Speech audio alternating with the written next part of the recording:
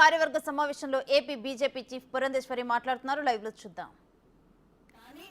గడిచిన 5 సంవత్సరాల కాలంలో ఎవరు గళం విప్పినా కూడా వారి మీద ఎస్సీ ఎస్టీ అట్రాసిటీ యాక్టులు పెట్టి జైల్లో పెట్టి ఇంచుమించు ఎమర్జెన్సీ వాతావరణం గడిచిన 5 సంవత్సరాలు రాష్ట్రంలో ఉండింది. అది వారు మర్చిపోయారేమో, ప్రజలు మర్చిపోలేదు.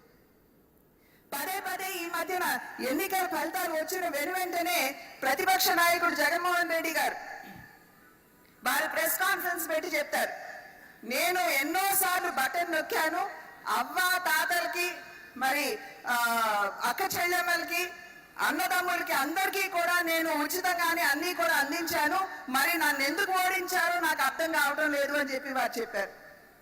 బహుశా వారు గమనించలేదేమో, తెలుగు ప్రజలు చాలా తెలివైనటువంటి వారు.